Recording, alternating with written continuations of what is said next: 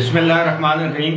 السلام علیکم۔ ابرار رشید آپ کی خدمت میں ایک مرتبہ پھر حاضر ہے اور آپ سے درخواست ہے کہ اگر ابھی تک آپ نے اس چینل کو سبسکرائب نہیں کیا تو اسے سبسکرائب کر لیں، جو بیل آئیکن ہے اس کو ضرور پریس کیجیے گا، اور اگر آپ کو ویڈیو پسند آئے تو لائک کا بٹن بھی پریس کر دیجیے گا۔ آپ کا بہت بہت شکریہ۔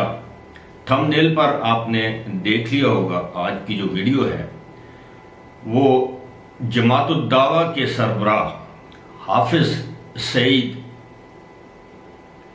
کے حوالے سے ہے۔ اب حافظ سعید صاحب کے بارے میں آپ کو بتاؤں گا کہ لیکن سب سے جو میرا خیال ہے افسوسناک بات ہے وہ میں آپ کے سامنے یعنی آپ کے گوش گزار کرنا چاہوں گا، وہ یہ ہے کہ بہت کم لوگ جانتے ہیں کہ حافظ سعید کو اسی سال 9 اپریل کو 33 سال قید سنائی گئی، لیکن ہمارا جو مین سٹریم میڈیا ہے جسے ہم کہتے ہیں، الیکٹرانک ہو یا پرنٹ ہو، پرنٹ میڈیا میں تو پھر بھی یہ خبر آئی ہے، لیکن یہ جو معاملہ ہے وہ اس کو دبا دیا گیا۔ اب 33 سال قید ایک بڑی جماعت کے سربراہ کو سنائی گئی۔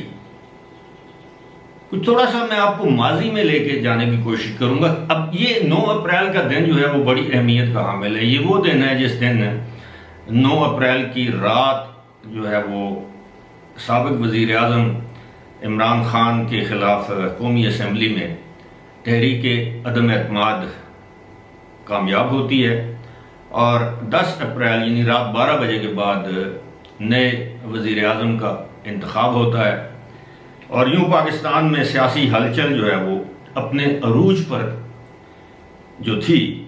اس دوران جو حافظ سعید کی جو قید کی سزا ہے وہ خبر دب کے رہ جاتی ہے۔ میں کافی عرصے سے سوچ رہا تھا کہ اس حوالے سے کوئی نہ کوئی بات کروں، تو تھوڑا سا میں آپ کو ماضی میں لے کر جاؤں گا۔ 2 چیزیں آپ نے یاد رکھنی ہیں، ایک 9 اپریل 2022 اور ایک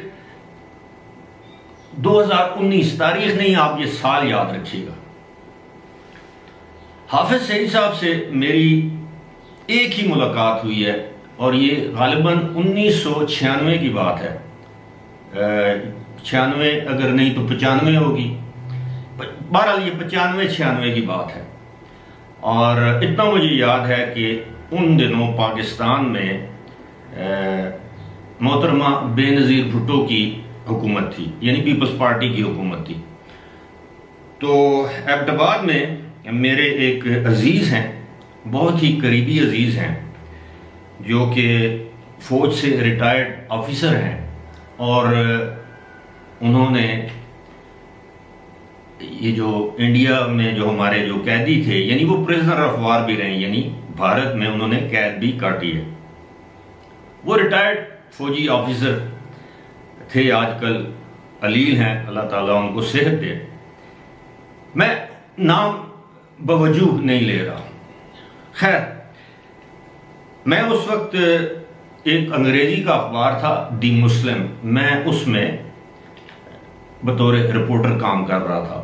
تو میں ایبٹ آباد میں ان کی رہائش گاہ پر مجھے انہوں نے مدعو کیا۔ بنیادی طور پر ایک کھانا تھا، اس کھانے پر مدعو کیا، اور اس کھانے میں ہارڈلی کوئی 7-8 افراد ہوں گے، جن میں سے 3 تو جو ہوسٹ تھے وہ تھے، چوتھا میں تھا، اور اس کے علاوہ 4-5 افراد جو تھے وہ حافظ سعید صاحب، اور ان کے ساتھ اب ذہن سے ایک کرنل نذیر صاحب تھے، ایک یحییٰ مجاہد صاحب تھے، یہ ان کی جماعت کے۔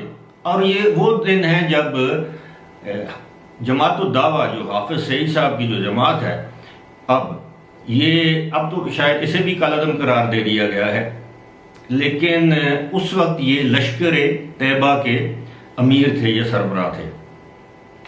تو کھانے پر میری ملاقات ہوئی تو انہوں نے میرا تعارف کرایا، وہ جو فوجی افسر، جو ریٹائرڈ فوجی افسر جو میرے قریبی عزیز ہیں، انہوں نے میرا تعارف کرایا کہ یہ برخوردار ہے میرا اور یہ جرنلسٹ ہے فلاں اخبار کے لیے. بڑے شفیق انسان تھے, بڑی محبت سے وہ میرے ساتھ انہوں نے گفتگو کی. تو میں نے کہا جی میں کچھ باتیں آپ سے کرنا چاہتا ہوں. انہوں نے کہا جی آپ جو مرضی ہے بات کریں, لیکن جہاں تک قومی مفاد کی بات آئے گی تو وہ بات جو ہے وہ آف دی ریکارڈ ہوگی, یعنی وہ اس کو آپ نے پبلش نہیں کرنا.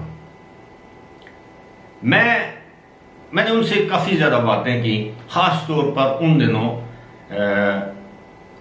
مقبوضہ کشمیر میں مجاہدین بہت زیادہ کاروائیاں کر رہے تھے اور اس میں لشکر طیبہ کا بھی ایک مخصوص کردار تھا, بلکہ بہت بڑا کردار تھا. اور اب یہ ماضی کا قصہ ہے, لہٰذا مجھے یہ بھی معلوم تھا کہ ان کے کچھ کیمپس ہیں. تو میں نے ان سے درخواست کی کہ جی میں آپ کا جو کوئی کیمپ ہے ایک جہاں پر آپ مجاہدین کو ٹریننگ دیتے ہیں, میں اس کا دورہ کرنا چاہتا ہوں, وزٹ کرنا چاہتا ہوں, تو اگر آپ مناسب سمجھیں. تو انہوں نے کہا ہاں ٹھیک ہے. میں 1-2 دن میں یا مجاہد شاید وہ میڈیا کو ہینڈل کرتے تھے, تو میں معذرت چاہتا ہوں اگر میں کوئی نام بھول رہا ہوں, لیکن مجھے یقین ہے کہ ان کا نام یا مجاہد تھا اور ایک کرنل نذیر تھے جو ان کے دستے راست تھے. اب کرنل ریٹائرڈ تھے, یہ میں واضح کرتا چلوں گا, وہ سرونگ کرنل نہیں تھے. تو انہوں نے کہا کہ جی یہ آپ سے رابطہ کر لیں گے. اب اس زمانے میں موبائل فون ہوتے نہیں تھے, تو لہٰذا میں نے موبائل فون تھے لیکن بڑے امیر لوگوں کے پاس وہ فون ہوتے تھے, میرے پاس نہیں تھا. خیر مجھ سے انہوں نے بعد میں یا مجاہد نے میرے سے اسی دن کھانے کے وقت انہوں نے مجھے کہا کہ جی میں آپ سے رابطہ کروں گا, آپ مجھے اپنے نمبر وغیرہ دے دیں.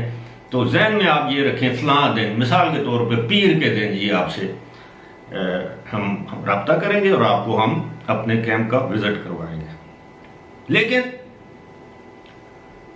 2 دن کے بعد, یعنی اب پیر آنے سے 1 دن پہلے اتوار کے دن انہوں نے مجھے فون کیا. انہوں نے کہا کہ جی ابرار صاحب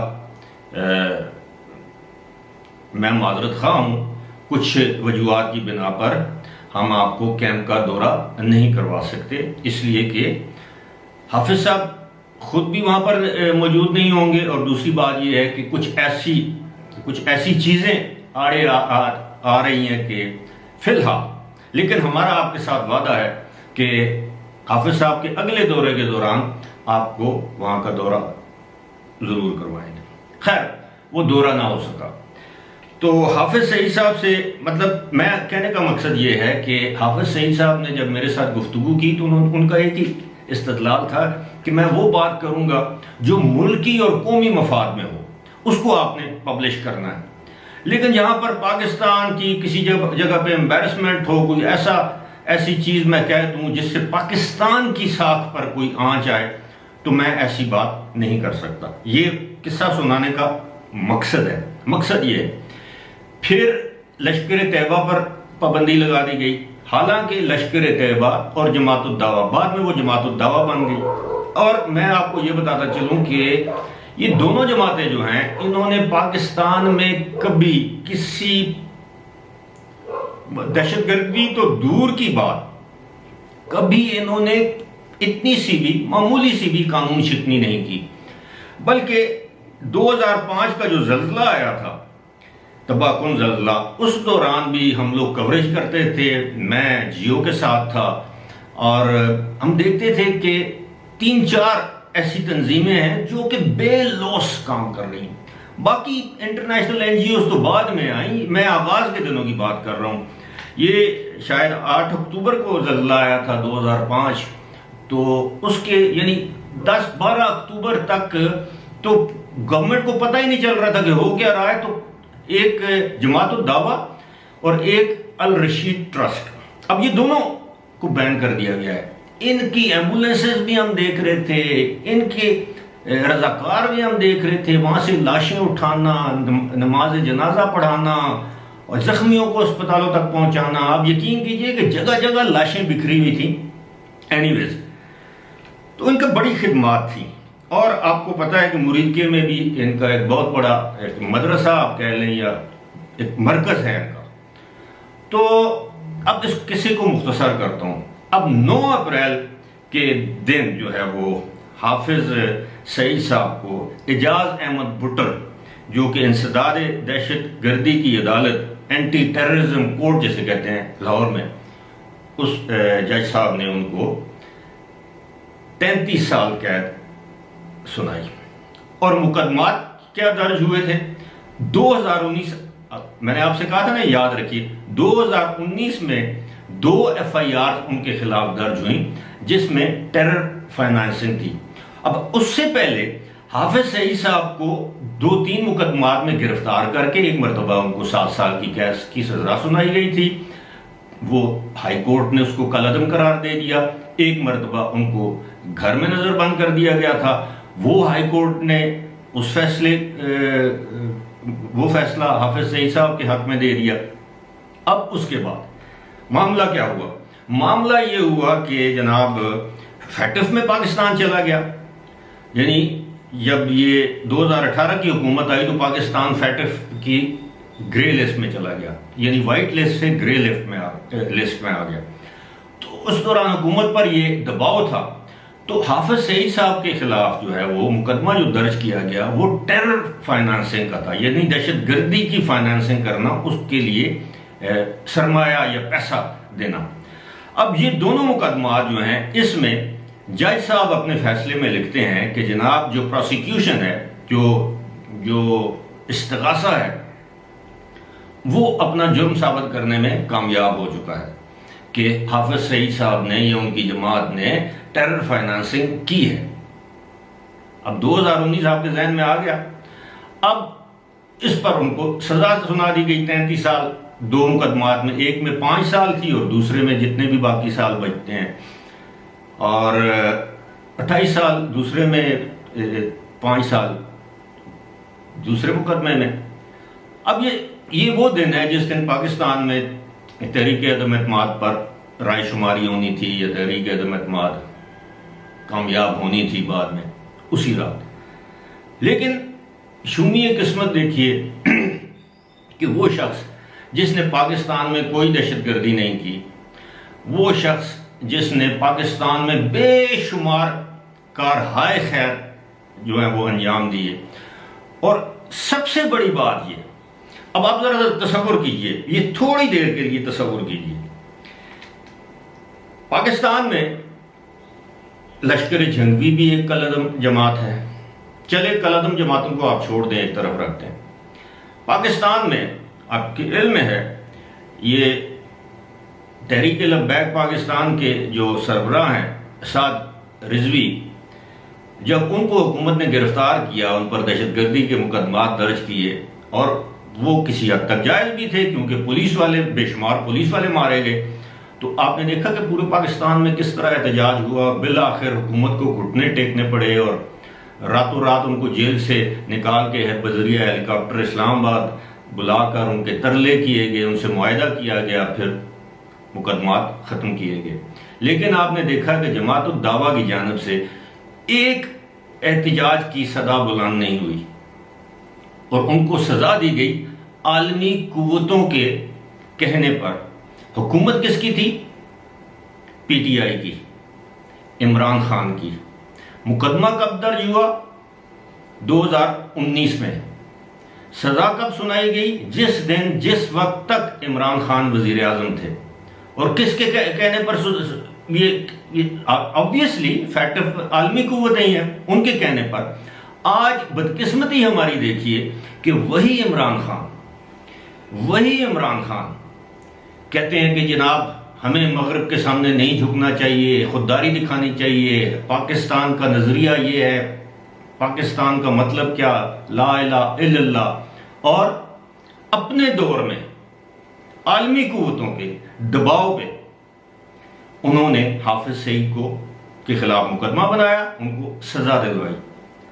اور پھر کہتے ہیں کہ یہ امریکہ مجھ سے ناراض. امریکہ تو آپ سے خوش ہوا ہوگا، یورپ تو آپ سے خوش ہوا ہوگا کہ جو کام کسی حکومت نے نہیں کیا وہ آپ کی حکومت نے کیا. تو یہ میرے بھائیوں، یہ ساری جو کہانی آپ کو بیان کرنے کا ایک مقصد ہے. بدقسمتی ہماری یہ ہے کہ ہم نے اپنے تمام محسنوں کے ساتھ یہی سلوک کیا ہے کہ بیرونی قوتوں کے دباؤ پر یہ محسن پاکستان جنہیں ہم کہتے ہیں ڈاکٹر عبد القدیر خان، ان کے ساتھ ہم نے کیا سلوک کیا۔ آپ کو یاد ہوگا جنرل پرویز مشرف کا دور تھا، حالانکہ پاکستان کو ایٹمی قوت بنانے میں جو کلیدی کردار تھا، لوگ تو ذوالفقار علی بھٹو کو بھی اس کا کریڈٹ دیتے ہیں، غلام اسحاق خان، جنرل ضیاء الحق، نواز شریف، سب کو کریڈٹ دیتے ہیں، بے نظیر، لیکن